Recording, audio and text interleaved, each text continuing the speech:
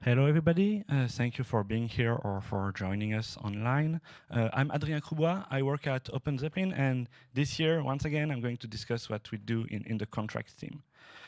So again, very quickly, OpenZeppelin is about like securing this $1 trillion economy that is being built right now. We are not the one building it. You guys, the devs, are building it, but we want to help you by providing you the right tools so that this can be secure or as secure as possible. And we do that through our products. Our products include OpenZeppelin contracts, obviously, but also the audits and Defender. And the idea is to guide you at all the steps of the development of your project on any of the Ethereum-friendly networks or similar networks. We don't just target L1, we target L2s and even non-EVM chains like Starkware. Okay, this is out of battery. So the contract, we are now at version 4.9.2, and we have the normal contracts and the upgradable ones, and like we have got like really good number in terms of statistics. Last year, our number of monthly download had tripled. This year, it just doubled, but that's a combined effect. And also, it's not just about the contract. You can also see that the upgradable contracts and the upgrade core are getting more and more love. That means people are building upgradable contracts, and they are securing their upgradable contract using our tooling. So we are very happy with that, and we'll continue providing you the best tools we can to secure your contracts. We have an Immunify bug bounty again, like it's very important for you to know that. It's been proving very handy this year. We've been distributing some bounties, and that's great. So very quickly, there are a lot of features. Please, if you want an exhaustive list, don't even try to read that. Go to the changelog on our website. Also, our slides are available online. But these are something that we want to highlight because we had a very productive year. We worked on many different fields in governance. We worked on including timestamps instead of block numbers for the voting, which is really helpful for L2s. We worked a lot on improving the access mechanism with ownable two-steps and access control default admin rules. NFTs still have a lot of love. You can see that in ETC this year. So we worked on the ERC 721 consecutive to prove people that OpenZeppelin can be efficient at minting batches of tokens. Also, we have the ERC 721 wrapper in case you have a legacy NFT that you want to use for voting. That can be very useful. We worked with DeFi things, so we wrote like the ERC 4626 virtual offset. That's something that I encourage you to read if you're curious about tokenized vault and how they can be secured against some attacks. And I mean, there is a lot more. There is a short swing. There is the EIP 5267 by Franjo. That's great for discovering 712 domains. And we work on procedural cogeneration, on formal verification, on a lot of things. Please look at the changelog. And one of the things we worked on this year that is not in the contract changelog is an additional repo that we build, which is the OpenZeppelin/Merkle tree. And the idea of this repo is to provide you a library for easily building an interactive with Merkle proof in a secure way. It includes double hashing by default. It's very friendly for Solidity developer, and it comes with example of how you can also integrate this library with your Solidity contract and with our library for the Merkle proof verification. So it's like an all-in-one package that allows you to do multi-proof and all of those in a pretty secure way, even if you don't really understand how Merkle proof work. But what's next is 5.0, and 5.0 is coming very fast, and there are a lot of things that are in 5.0. So very quickly, one of the main features we are proposing in 5.0, and it's still work in progress, but it's the access manager. And basically, we've realized that people either use ownable or access control, ownable being like one owner for your contract, access control being like many permissions, but it's always handled at the contract level, which means that in your application, if many contracts have permissions, you have to store and to register this permission all over the place, and it can be inconsistent, and it might be difficult to explore and to verify.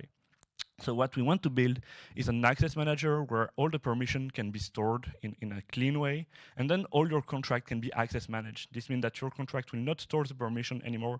They will rely on a third party that is like one singleton for your application.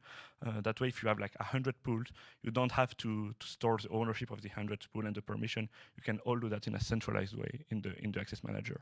Centralized meaning like the admin of the application can do that. Like the admin can be a multi-sig or a governor or whatever you want. And we have this access managed adapter that is also coming. And the idea is to provide like a mechanism to include old contracts that are either ownable or access control into this new mechanism. So yeah, it looks a bit like that. Like you come from the left part and you're going to the right part where basically all the storage is stored somewhere, and it's much easier to understand who has what permission on what contract. So the way it works, it's pretty simple. A user calls a contract, and the control will go to the access manager and ask like, hey, is this user allowed to call this function? And you can have like a very granular per function system. Also, you can restrict a function at some point in time and then open it, saying like, hey, maybe like, I don't know, the transfer is restricted at first, but when the ICO is over, I mean, who does ICO in 2023? I don't know. But once the ICO is over, you can, like anybody can transfer the tokens. And we go a bit further than that. It's since our access manager is like the central point, we can also enforce delays and modify the delays without having to rely on a third-party time lock, which can be a bit painful. So you could also like have a system where, well, you cannot call directly, but you can call through the access manager, and the access manager will only let you call if a certain delay passed. So that's also help you, like you can add or remove delay at any point for any function that is restricted. So yeah, this is all work in progress, and hopefully it will be available very soon for you to check. Another big things we're changing in 5.0 is the way we handle upgradable contracts. Maybe some of you are aware of how we do it with like gaps, and it's a nightmare, and linearization of the inheritance tree is a pain. So we want to move to namespace storage, and this is a bit of an example of how it could look like. The important part is that the non-upgradable contract on the left has two variables, x and y, and on the right side we put them in a storage structure, which is called ABC storage, ABC being the name of the contract. And then whenever we want to read or write to this, we use like this get ABC storage function that basically implements this structure at a random location in the storage structure, the storage space. And this is done by using a specific hash for security reasons. People that know ERC 1967 might already know about that. But we have an EIP specifically for that. I'm sorry, again, it contains 7, 2, and 1, just like 712 and 721, but that's how it works. And please check it out if you're interested in upgradable storage. And we're refactoring a lot of contracts. So again, like everything I'm presenting today, like the changelog is the thing you want to have a look at if you want more exhaustive details. But we are refactoring the way our token works because we want to get rid of the hooks that can be tricky to deal with, particularly with reentrancy, because you can introduce reentrancy in the hooks. We want to avoid that. We are working on better nonces system because we want to support signature in a better way, particularly if you're using like voting plus permit, that kind of things. And we worked a bit on the governor. We're trying to expand the governor better, like having better support for more deep signature types and EIP 1271 support. And we modified the ownable. You'll see a bit that way. That's a bit later. That's something that people have requested a lot. So yeah, we are going to more modern Solidity. Again, this is an example using the ownable contract. And basically, there are three things I want to highlight here. The first one is like in the constructor, we used to rely on the message sender and transfers ownership to this message sender. And this was not really good when you were working with like a factory that would create that, maybe through create two, and then the owner would be the factory. It's a mess and everything. So now we are going to like, yeah, we'd never use implicit message sender anywhere in our constructors, and it's handled like through a parameter, so you can deal with that yourself. Also, like we are using more like explicit imports. That we don't dirty the space and the compiler stuff, and might be faster. It's cleaner. Simple, but this is something we are changing. That also means that when you import a file, maybe you won't get as much as you used to get, so you'll have to be more explicit in like what you import.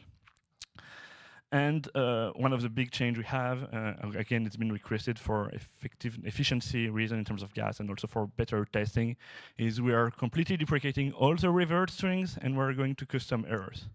So again, it's a small change for a lot of simple users, but for us, it's like a big one. And we try to make our Solidity more efficient. When we are in the 4.x family of versions, we have this commitment to backwards compatibility. And this commitment, obviously, we stand in the 5.x range, but between 4.x and 5.0, we are able to break things. And so we are doing that a lot because that's our opportunity to remove legacy code and to make things better. And like in the governor, here is just an example. We go from like a proposal being 3 slots to a proposal being 1 slot. I think everybody can understand how that's better in terms of both like writing to it when you propose, but also reading from it, because that you may need all 3 slots to get the current state of the proposal, which was bad. And again, like, please have a look at the changelog, and maybe not at this slide unless like you're on YouTube and you can pause, but we are removing a lot of code. And the idea here is not that we want to remove feature that user wants, because some people have asked for the rationale for some of these removal, like the payment splitter. The idea is that all these contracts we feel are either unsafe or difficult to work with, like the cross-chain contract, it's a pain. Or they are not needed anymore, like the safe math. I mean, everybody is using 0.8 anyway, so like, I mean, it's time we remove that. The counter are like a bit difficult to work with. They use more storage than they should. Maybe they will be reintroduced as user-defined value type, but we want to get rid of the current version. ERC 777 is notoriously dangerous because of possible reentrances, and it's hard to work with when you have a smart wallet like account abstraction and everything. So all those we're removing. Some of them will be reintroduced, but in a better way. So that's, again, we want to commit to 5.0 being stable and 5.x being stable. Therefore, we remove what we don't like, and we will reintroduce it in a better way in the future if needed. One important thing also is we are removing the presets. I mean, I'm not sure if everybody ever uses our preset anymore, but we have the contract wizard. So if you are still using your preset, go check out the wizard. It's an amazing piece of tool. It can help you generate a custom preset for you, export it to Remix, to Hardhat, and even to Foundry now. So we are supporting the Foundry ecosystem through the wizard as well. But there are things that don't change, and there are things that we wanted to change that we could not. The context was one of them. Like, a lot of people are asking us, like, why do you use these stupid internal functions? And the reason is that they are not stupid whenever you are trying to do some meta transaction support with ERC 2771. If there was a way to support 2771 without doing that everywhere for all our users, we would, but currently there is not. So unfortunately, Solidity language is still not perfect, and there are strange things that we need to keep in our code base.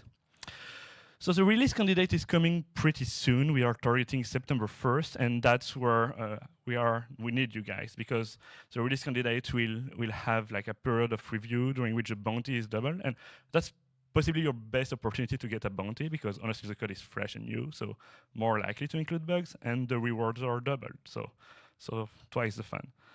And then there is the after 5.0. What's happening? Like, we are not stopping here. I want to come back next year and present you about even more great stuff that we will be working on.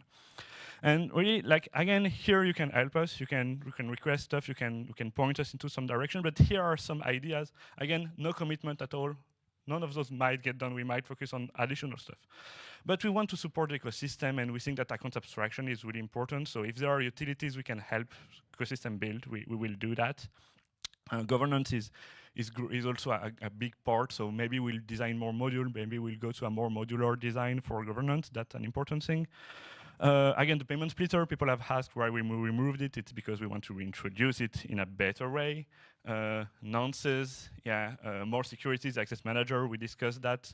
It will be partly in 5.0, but just like the governor, it's something that will grow through the different 5.x versions. And upgradability is also one thing, because with the move to namespace storage I discussed earlier, we are opening the door to possibly one day supporting vtable proxy or daemon proxy, depending on how you call that. We are not committing to that, but we're preparing the code for that to be a possibility.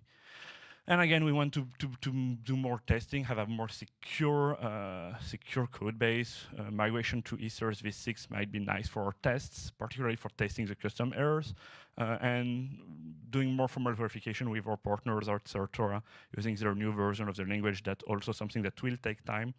User may not see it directly, but it will greatly impact their security. And the Ethereum blockchain is changing. Like, transient storage will definitely happen, I guess. I mean, very likely to happen, and we want to make sure that our user benefit from that. So, like, you can expect, or I don't know, or like reentrancy protection to use transient storage, that kind of thing. Also, we're discussing like what data structure will be efficient in a post-verge network. What happens after the verge? We want to prepare for that. It will definitely affect the way gas is spent when you do S-store and S-load, and we want to be ahead of the curve and provide you with good code for that. So here are all the resources you need. Obviously, the NPM package, the docs, and the forum, and Defender. Again, one of our other products in the contract, in the product part of OpenZeppelin, that will help you secure the contract after they are being built with OpenZeppelin contracts. And Defender integrates the upgrades plugin. So again, everything you want to do to protect your upgrades, you can do it that way. I think we have plenty of time for a lot of questions, and there is a POAP for people attending this talk.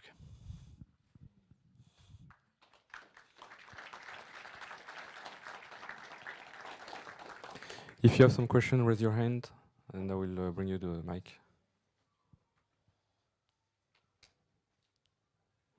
I made a short presentation for questions, so please.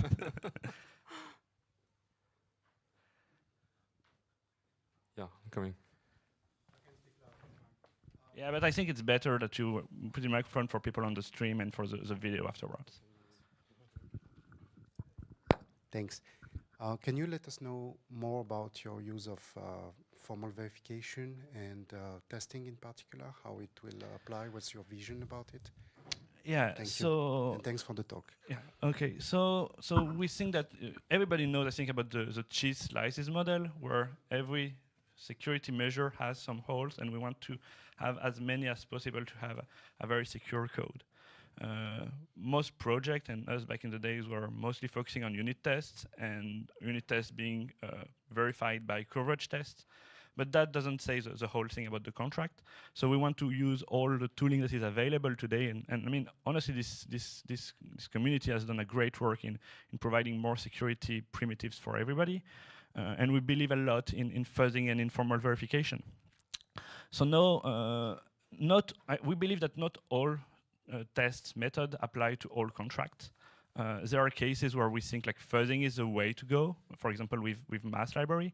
And there are places where we think formal verification is the way to go, particularly when contracts have like a state automaton, like a governance contract.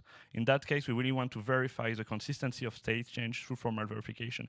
Ideally, we would do unit tests with 100% coverage, plus formal verification, plus fuzzing for everything. But there are cases where, honestly, it's wasted work and we don't need that. So yeah, we believe formal verification is a key part of the security of some of our contracts. I mentioned the governor, but we also do that for the token contract, like being able to prove formally that your balances cannot change unless like you approve and you personally emitted the transfer. This has some value. We do that with Certora, and again, like formal verification is hard. Sometimes it's a pain to work with. Like it can be slow to run, but it provides guarantees that no other approaches can provide us. And it really also requires us to think in terms of invariance. So it's sometimes we know that the code somehow works, but the need to be able to very explicitly formalize the invariance, that's always great. It helps us understand our code even better. Thank you for the talk. I wondered if you considered developing code from write-it specifications, because that was a topic that is sometimes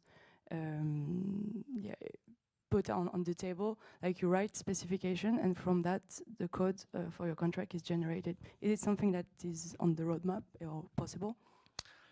So code generation from specification in an automated process is not on our roadmap for sure. Now the question is more about like test-driven or specs-driven development. That's not really something we do, but somehow it is. In most cases, our specs are basically the EIP or the ERC. There are many cases where like we want to match what the ERC says, and particularly if you look at the changelog in our optimization, some of the change we made last year was removing something that we added on top of the ERC that is not strictly required, and so it's like saving gas by not doing things that are not mandatory to stick more to the specification. So in some cases the specification is the ERC, and we want to be as close as possible as that. But for the rest, I mean, the truth is, when we want to develop a new contract, it's always a question of what do people need, what do people want, and it's very rare. I mean, it never happened that someone came to us with just like a formal specification and that we could just implement them. People don't come to us saying like, hey, I want a contract that passed this battery of tests. So I'm more like, let's think about a design and approach, and we start from the code. Usually, I mean, we start from the features, then the code, and then we verify the properties, but not the other way around. Maybe we should.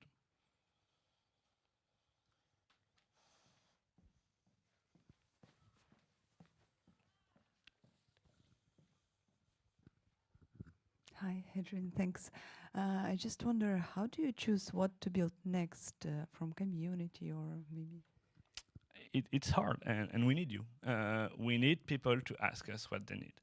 Because it's very easy to build a smart contract library. There are many of those out there. Some are really good, even those that are not OpenZeppelin. and just to do like ERC 721, ERC 20, ERC 1155 ownable and be done with it. Like we have multiple person working full time on that. And it's very difficult for us to say like, hey, to just like, we don't want to stop and say like, hey, it's done. We want to push the frontier every time. And this means that we have sometimes to put ourselves in the shoes of the user, trying to imagine what will be the use cases that will be relevant in 1 year, 2 years, 3 years. And that's why like we are looking at stuff like post-verge network, like what it would look like, because we want to anticipate those needs. But the truth is, the people that know what we need to build next, the better are our users. And as much as we would like to be our own users, we are not our own users. So again, like every time we go on conferences, we ask people, what do you need next? Most of the time they don't know, which we hope they would know. But like, yeah, go on the GitHub, raise issues, and try to bring new needs. And in particular, we don't want to address the needs of one particular project for one specific feature. We want to discover trends that will spread across multiple projects so that we can build tools that people will be able to reuse, that will be shared across the ecosystem, and that then will be integrated into other things. For example, our governor, like we base it on Compound's governor, but when we build new module for the governor, I mean, we've done that working with the Ethereum name service, the ENS, but it's always like, hey, is this module relevant to other projects? Because we want to share it with other projects, and then UIs like Tally, for example, will be able to provide an interface for that, and we are basically being part of a bigger ecosystem. Because our contracts alone are pretty useless if you don't have a UI and tooling and things like that. But yeah, definitely come to the issues. Please don't raise a PR unless, like, if it's a very simple thing like documentation typo, like, yeah, by all means raise a PR. But if you want a new feature, best thing to do is raise an issue, discuss like what you need, why you need it, why you think it applies to other projects as well, and that's the best way to help us design the contract that you in the end will need. Any more questions? There is one left if you want, because of the time.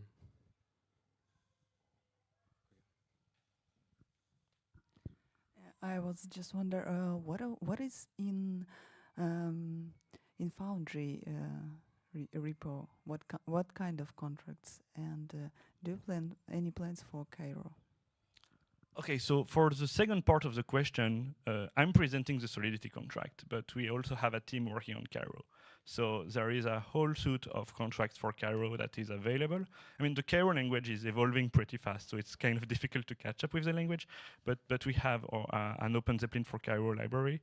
In particular, if you go to the wizard that I mentioned when we removed the preset,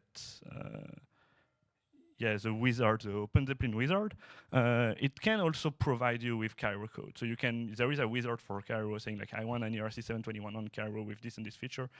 We will do that also. The other part of the question, Foundry. So there are different aspects to Foundry. There are us using Foundry and there are our users using Foundry.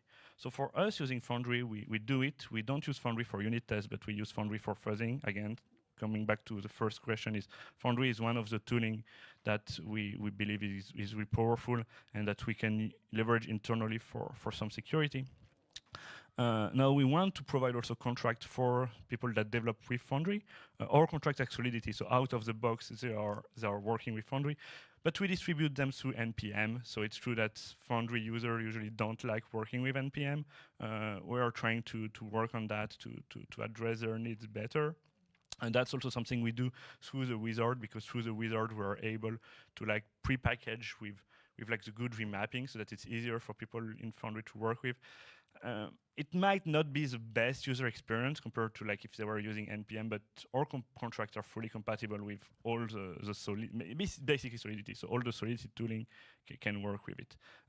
We've had issues, I think, with Brony, but I think it was because Brony did not support some specific thing, like some custom errors, or I don't remember exactly what, but yeah, you can use our contract with Truffle, with Hardhat, with Brony, with Foundry, with Remix, with whatever you want. Okay, there is no more time for the questions, so it's the end.